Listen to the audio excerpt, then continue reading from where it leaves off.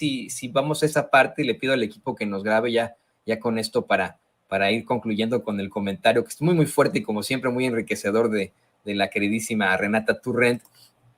Hoy el presidente López Obrador, además de poner sobre la mesa la necesidad de esa reforma judicial, de que seamos nosotros los mexicanos los que elijamos a los jueces, exhibe, como bien lo planteas, que si tiraron ese plan B, bueno, la primera parte del plan B a la reforma electoral, se debió a que, en esencia, el plan B a la reforma electoral buscaba retirar privilegios y altos salarios de los consejeros electorales del INE, y de esa forma ellos que hubieran quedado también exhibidos, hubieran dicho, a ver, funciona el plan B para los consejeros del INE y ustedes, ¿no? Y por eso, bajo esa tesitura es que determinaron de tal forma. Sin embargo, es preocupante, querida Renata,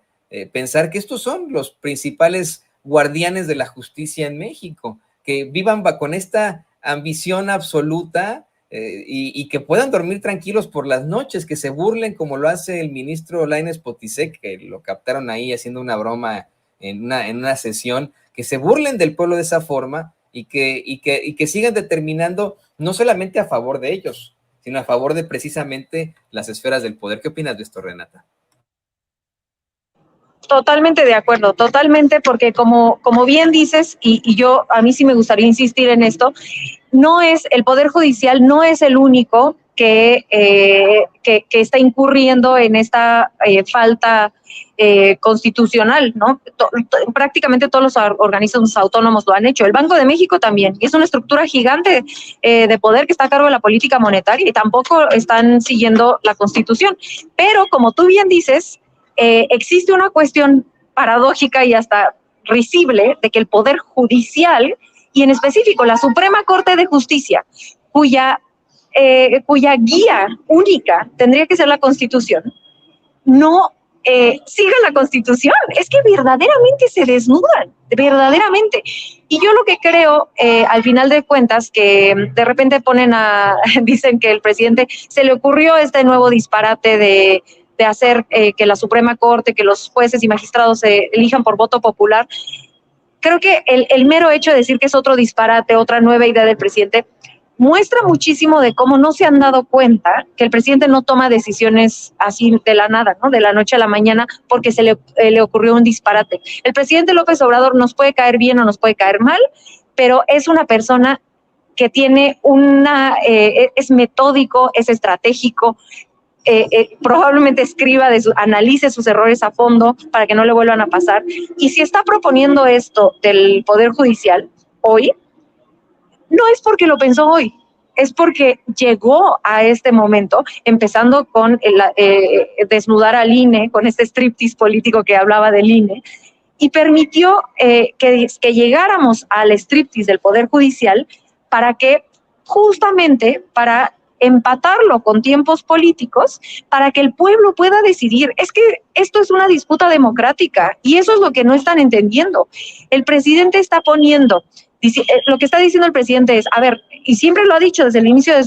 su administración, lo que pasa es que no escuchan las mañaneras los opositores, pero desde el inicio de la administración él ha dicho, la reforma al Poder Judicial tiene que venir de adentro. ¿Por qué? Bueno, porque tenemos múltiples ejemplos en América Latina de un presidente popular, un presidente de izquierda, que se mete con el Poder Judicial y le tiran su presidencia, se la tiran. Basta ver el caso brasileño, por favor.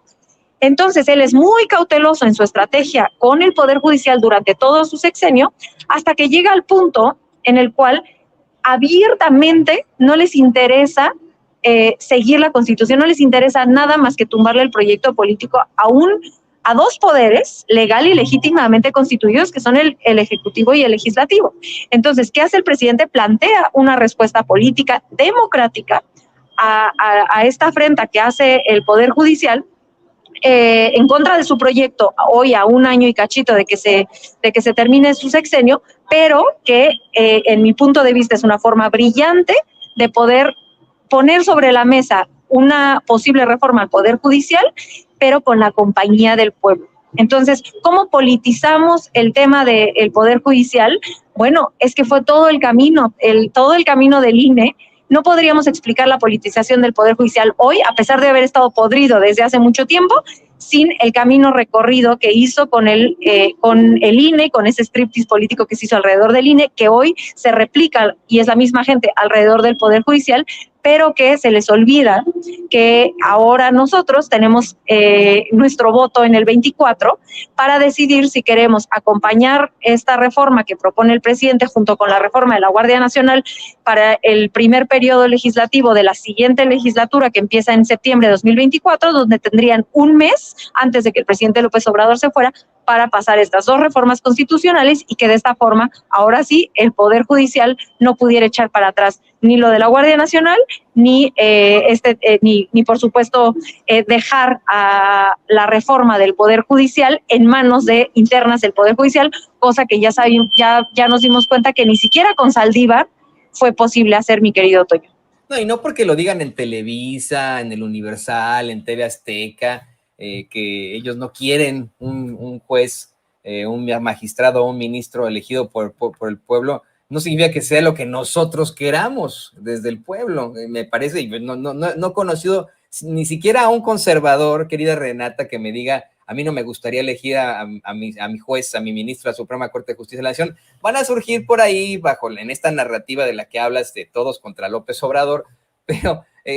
como pasó con estas marchas de cretinazos y fascistas, dizque para defender al INE, ellos mismos quisieran elegir a sus autoridades electorales, ellos mismos quisieran elegir a sus ministros, magistrados y jueces, porque es lo que tiene sentido, ¿no? Evidentemente. Y bueno, pues a mí no me da más que el agradecerte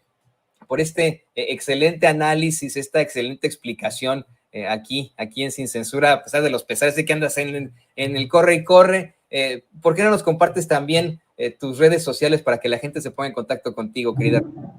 Claro que sí, mi querido Toño, y yo otra vez disculparme contigo y con la audiencia, porque seguro el audio está pésimo, pero siempre es para mí un grandísimo honor estar contigo,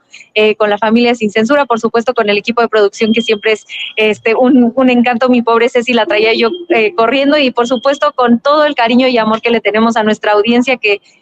pues sin ellos y ellas no seríamos nadie, ninguno de nosotros, y bueno, siempre muy agradecida. A mí me encuentran en @rturrent, acá lo pueden ver en la pleca, en Twitter y en Instagram, y en este hermoso espacio todos los jueves alrededor de esta hora. El próximo jueves segurito que me agarran en mejor lugar, y por mientras mandarte un grandísimo abrazo a ti y a todo nuestro queridísimo auditorio. Un abrazo que va de vuelta con muchísimo gusto. Muchas gracias, siempre con estas palabras de aliento y que nos motivan a seguir luchando por esa verdad con justicia. Ahí la tiene usted, a la queridísima Renata Turrent, asesora en políticas públicas del UNAM, aquí en Sin Censura.